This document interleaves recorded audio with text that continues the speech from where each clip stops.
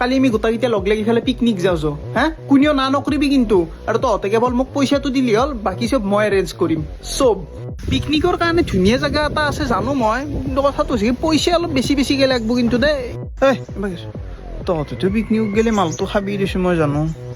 অলপ পইচা বেছিকৈ দিবি তহঁতে শুনিছা না মাল ড্ৰামত নিম ড্ৰামত এতিয়া আমি মানুহ হৈছো 10জন 50 কেজি মাংসই দি হ'ব না হ'ব নহয় কাৰণ চবে ভাজাৰ পাই খোৱা আৰম্ভ কৰিব চবে চাখা হ'ব গতিকে তহঁতে পইচা অলপ বেছিকৈ দিবি মাংস অলপ বেছিকৈ নিম হেল্ল' চব লাইনত আছা শুন এতিয়া আমাৰ পিকনিকক যোৱা মানুহ হৈছে 10জন চবৰে পৰা 2000 টকা উঠাইছো আৰু সময়ৰ মূৰত কাও কিন্তু নাযোৱা নবি যদি নাযা পইচা কিন্তু ৰিটাৰ্ণ নাপা ঠিক আছে পিকনিক কা খেল জখিমুখে আদিন হে योजना से संबंधित सभी दस्तावेज ध्यान से पढ़ें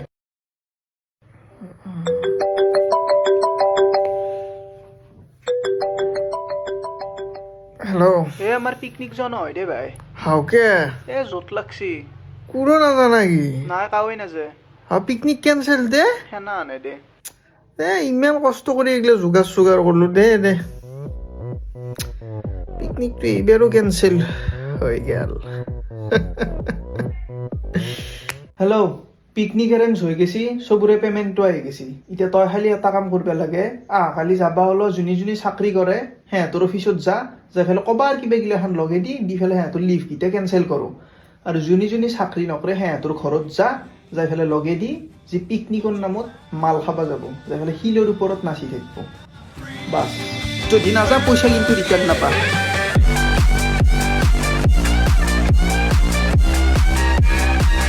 হেল্ল' দাদা পইচা অলপমান ষ্টক মাৰ্কেটত লগাব লাগিছিল